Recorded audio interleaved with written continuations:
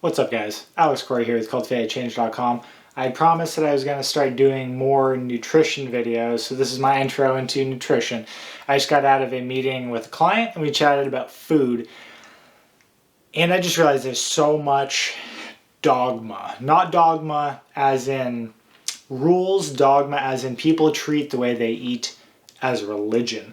And I think we need to break that. So this video we're going to go over my journey through food, how I currently eat, and let's start demystifying some of the dogma around it. Coming up.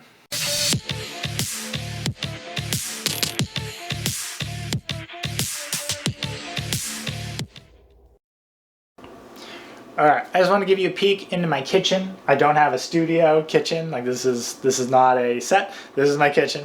So there are so many diet wars going on right now. It's a little ridiculous. So there's vegan, there's vegetarian, there's carnivore, there's paleo, there's keto. You can get wrapped up into any of them, and there's a whole like ethical arguments, philosophy there is, and I've tried them all. Starting in my early 20s, I went farming because I was going vegan at the time. So I was like, this is a nightmare. Confined area feeding operations is a nightmare. I'm going to go learn how to be more resilient and have a little more control over my food. So I went and learned how to farm, went vegan. Within like 6 months, I was like, this isn't sustainable. I had dropped like 20 pounds and I maybe weighed $150. Just the amount of calories I had to take in wasn't possible. And there's the philosophy around veganism is very skewed. We'll go into that completely different video. Like for the ethics, great, but you're assigning different values to different life forms' lives, and that doesn't work well in my brain. So you're always going to kill something.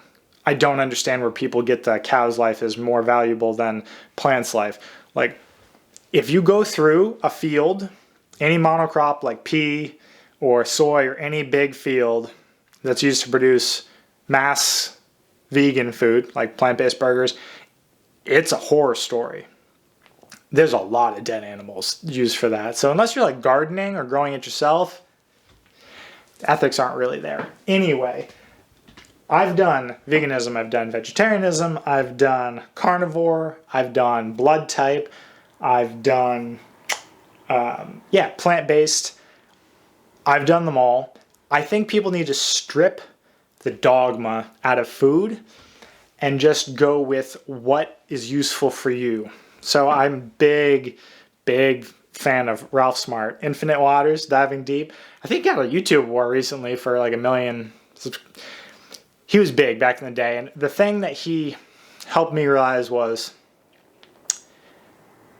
if it's not serving you anymore, disregard. I've done Esseltyn, I've done Campbell, I've done carnivore, I've done Saladinos, I've done blood type diet.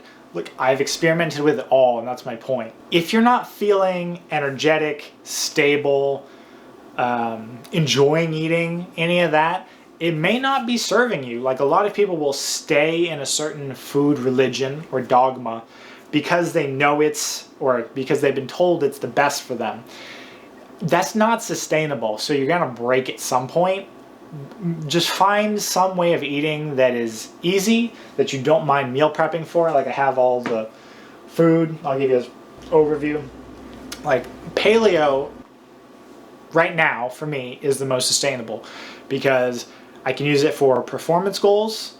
It's pretty high quality. It doesn't require a ton of different ingredients to fill nutritional requirements. Like, so one thing I hate about vegetarianism is the amount of different food you have to put in per meal to hit all of your nutritional requirements. Vitamin and mineral content is a little ridiculous. Paleo is real nice. It's meat, fibrous veg, if you're trying to gain weight or you just need a little more carbs, root veg, fat. I mean, there's a list of things you don't want, but those are the things that are known to be toxic for you. So you could have seed oils, so that's your canola, grapeseed, safflower, sunflower, all those gone. Ditch processed sugar, which everyone thinks is bad, and then wheat. Wheat's the hard part that people have a problem with. Wheat, barley, just grains in general.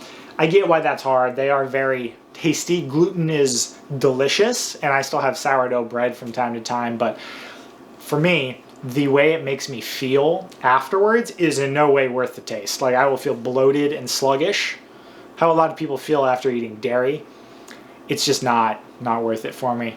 Also, just as a seitan is the worst thing. Like, I see on social media channels all the time vegan bodybuilders just doing like protein sources, and seitan's always there because it is high protein. Seitan's like straight gluten.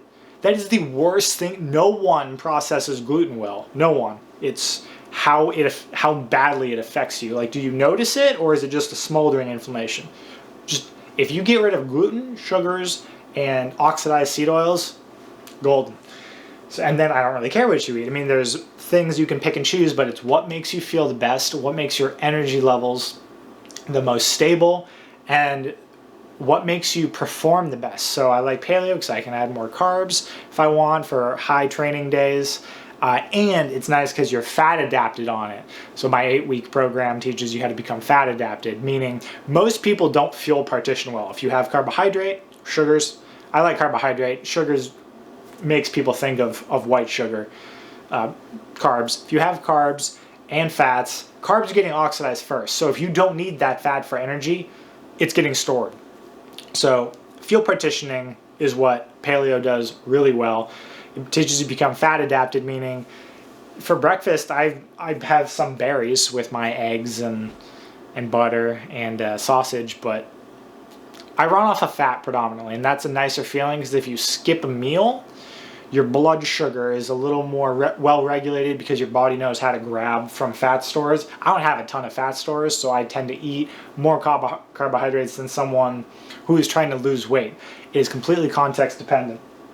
But really easy to meal prep, so I just do a root veg dish, roasted root veg like beet, sweet potato, carrot, something like that, and then a fibrous veg, so a squash or broccolini, anything like pepper, anything like that that just has a lot of antioxidants in it but not a ton of calories, and I'll have that with like a steak or a fatty fish or something. And this is the traditional food pictures you'll see from magazines and whatever. It's just a picture of a fish with an avocado. Like, yeah, it's pretty simple cooking.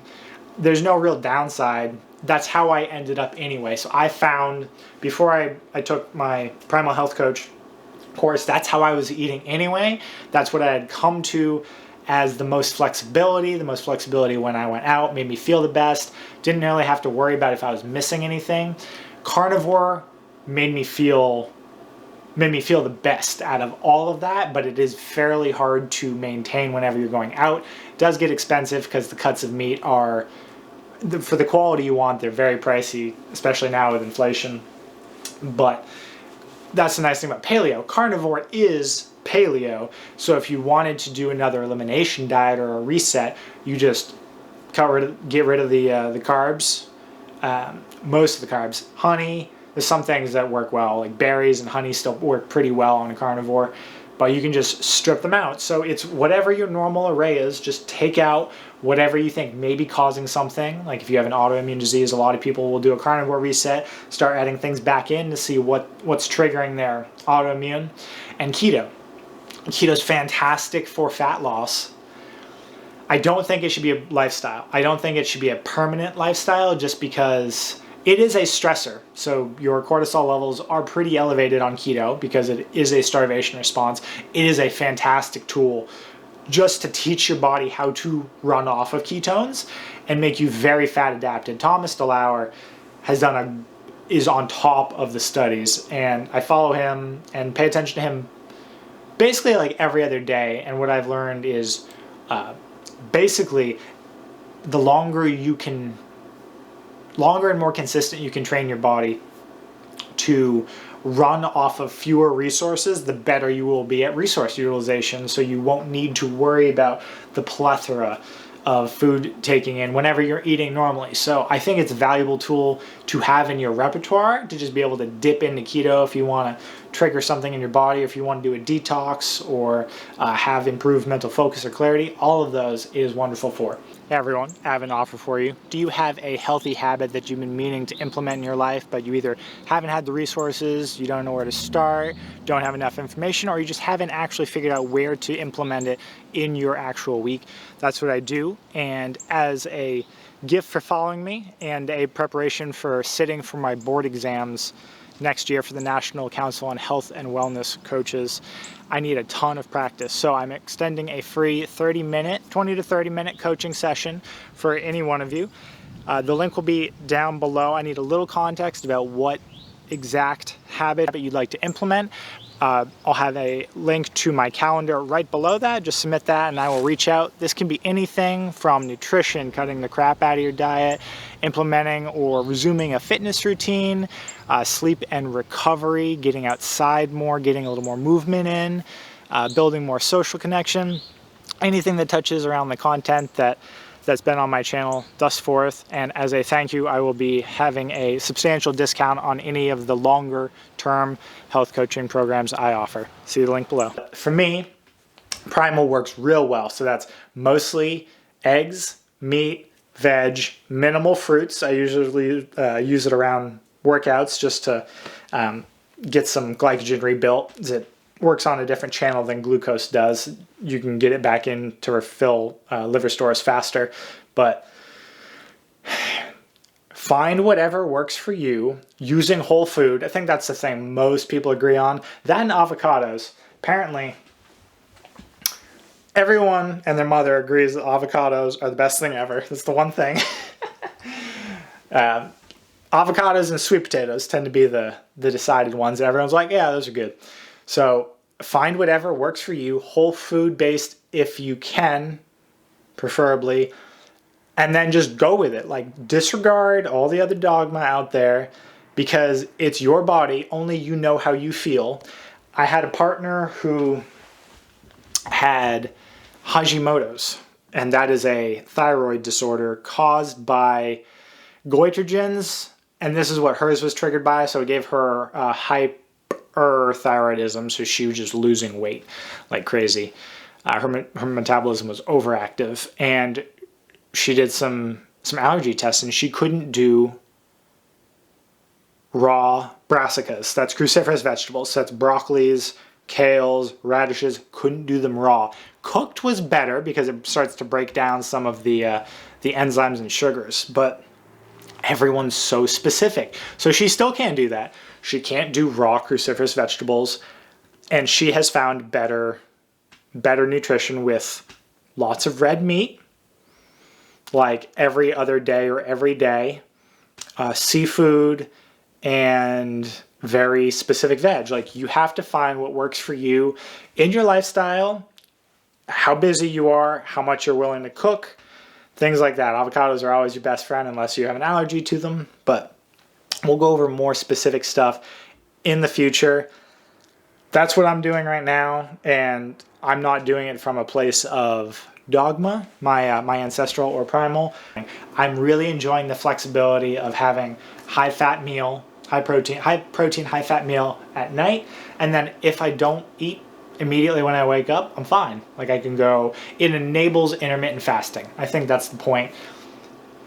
You should be able to not eat every 4 hours and be okay. Paleo does that real well for me. It's the only thing I found that enables me to skip entire meals and be like, okay, because I have a furnace for metabolism, so I'm always hungry. But if I have a good amount of protein and fat, I'm talking like 1,000 calories or more in a meal, I can skip a meal. And the freedom that brings is very nice. I do have programs that aren't necessarily to teach you how to go paleo, but my 8-week program does teach you how to do a little bit of cooking, cut the sugars, cut the seed oils, and the grains out of your diet, and then start to become fat adapted. Links for that is always down below, and that's at coaching. I'll put right here. Thanks for watching this video, guys. We'll go into more details about nutrition in future videos.